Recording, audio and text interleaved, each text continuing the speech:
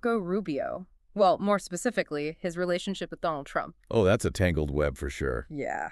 I got this news commentary, and honestly, it's got me scratching my head. Rubio goes from ripping Trump apart to, well, joining his team. It's wild. Absolutely. It's a real head-scratcher full of contradictions. Okay, so let's go back to 2016. Rubio, during the campaign, he doesn't hold back. I mean, he compares Trump to a third world strongman. Oh, yeah, his language was incredibly strong, way beyond typical political sparring, almost like he saw the future. Right. And he even said flat out that supporting Trump would be something people would be explaining for years to come. And boy, was he right about that. He absolutely nailed that prediction. And what's interesting is a lot of establishment Republicans felt similarly, but Rubio was one of the few who were so outspoken. So knowing that, it makes what happens next even more bizarre. He ends up working for Trump. Right. Joins the administration, becomes the very thing he warned everyone about. I mean, what happened? Any theories? Well, the commentary suggests ambition played a role. Which, okay, ambition itself isn't bad, Yeah. but in Rubio's case, it seems like it came at the cost of some pretty strong convictions. Yeah, I see what you mean. Maybe he thought, hey, if I'm on the inside, I can at least try to influence things, keep things from going too far off the rails. It's possible, right? But we also have to consider the political reality of that time. The Republican Party was changing rapidly. Trump's populism was gaining a ton of momentum. So maybe Rubio realized he had to adapt or risk getting left behind entirely. That's a strong possibility. Think about it. Rubio was a rising star, articulate, charismatic, solid conservative credentials. But Trump's win turned everything upside down. Yeah, suddenly the old rules didn't apply anymore, so he had to decide, go with the flow or become irrelevant. Exactly. Align with this new force or become a political dinosaur. And it's not a simple choice, right? He had to weigh the pros and cons. Totally.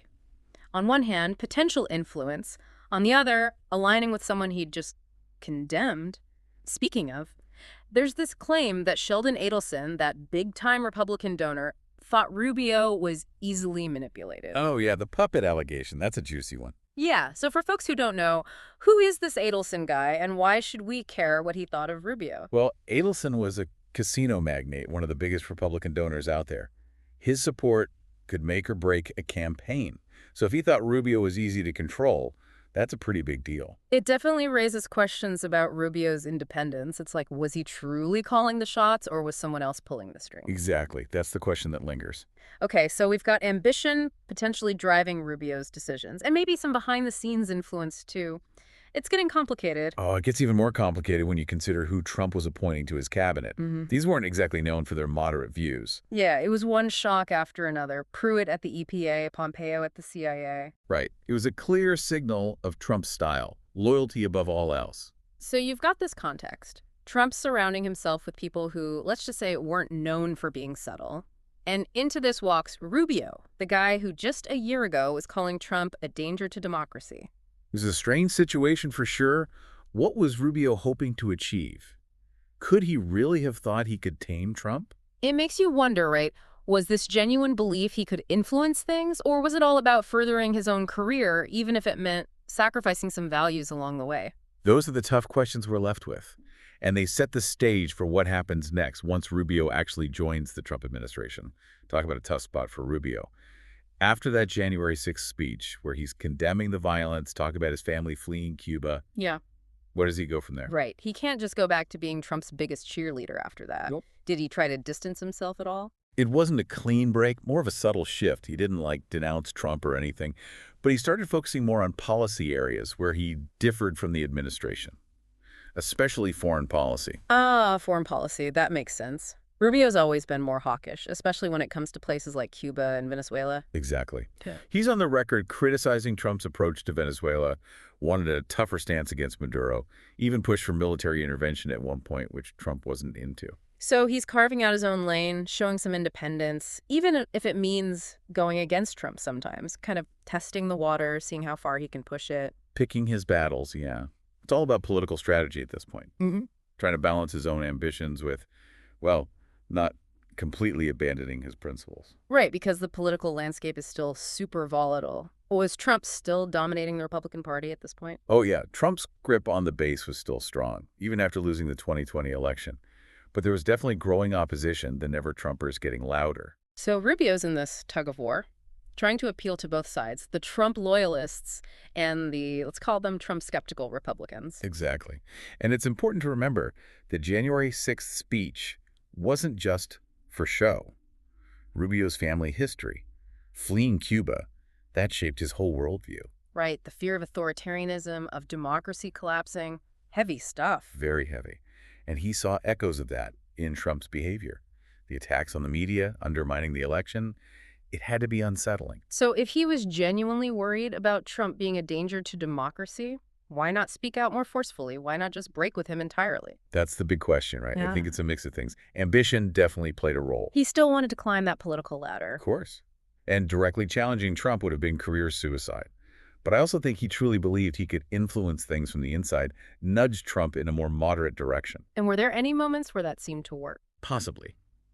There's talk that he swayed Trump on China policy, pushing for a tougher stance, but those moments were few and far between, overshadowed by the constant chaos, the tweets, the scandals. It must have been exhausting trying to keep up with the Trump show. Absolutely draining. And I think over time, Rubio realized that his hopes of moderating Trump were unrealistic. So the illusion faded. But even if he was disillusioned with Trump, wasn't he still stuck with the Republican base? Many of whom were still hardcore Trump supporters. That's the bind he was in. Alienate the base, you're done. But ignore the growing number of Republicans who were fed up with Trump, you're also in trouble. No easy answers. So how did he handle that? How do you walk that tightrope? Well, that's where the next chapter of our deep dive takes us. Because the years after January 6th were a time of huge change for both Rubio and the Republican Party as a whole. And the choices he made then, well, those would have big consequences down the road. Okay, so Rubio's a tough spot. Disillusioned with Trump, but can't afford to alienate his base. What's his next move? Well, instead of breaking with Trump completely, he starts picking his battles. Really leans into the areas where he already differs, like on foreign policy, almost like he's staking out his own territory within the party. Ah, so a more strategic approach. Did that actually work? Did he manage to keep both sides happy? To a certain degree, yeah. He was able to carve out a niche for himself, maintain credibility with both the Trump crowd and the more traditional conservatives. Clever. But this whole time, we've been talking about Rubio reacting to Trump. What about Rubio's own ambitions? Was he still thinking about running for president? Oh, absolutely. His ambition never really went away. And this is where things get even more interesting. Remember, we're heading towards the 2024 election. The Republican Party is in turmoil. Trump's hinting at another run. A bunch of other potential candidates are waiting in the wings. So Rubio's playing the long game here, trying to position himself for a possible presidential bid, all while navigating this incredibly divided Republican Party. Exactly. And to do that, he had to walk a very fine line. He couldn't turn off Trump's base, but he also couldn't get too close to someone who was becoming increasingly toxic to a lot of voters. What a balancing act. It's like he's trying to build his own brand, separate from Trump, but without disowning him completely. It was a risky strategy.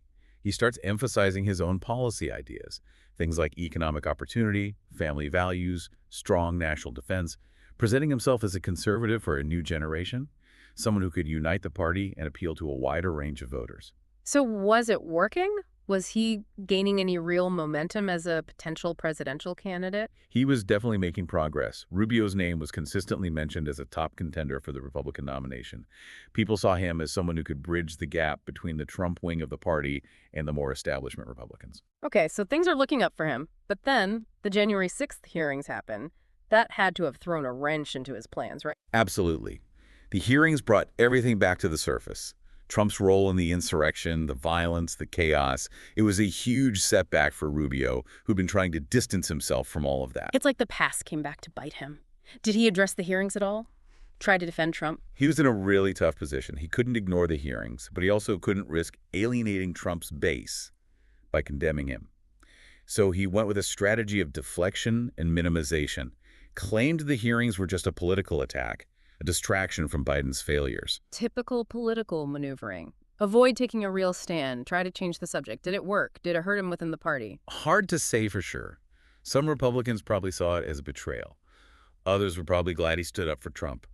The main takeaway is that the hearings just added another layer of complexity to Rubio's relationship with Trump and the Republican Party.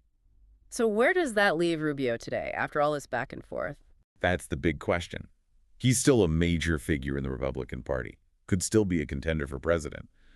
But his journey has been full of compromises, contradictions, this constant struggle between ambition and principle. It's like he's been playing this high-stakes game with his career and maybe even the country's future on the line. That's a great way to put it. And as we move forward, it'll be fascinating to see how he navigates the ever-changing world of American politics. Will he be remembered for his ambition or for his convictions? It's a question we all have to grapple with. What does Rubio's story tell us about the choices we make, the compromises we're willing to accept when it comes to power? What does it say about the state of our politics? Lots to think about. It really is. Well, I think that about wraps up our deep dive on Marco Rubio. Thanks for joining us on this wild ride. It's been a pleasure exploring this with you. Until next time, folks, keep those brains engaged.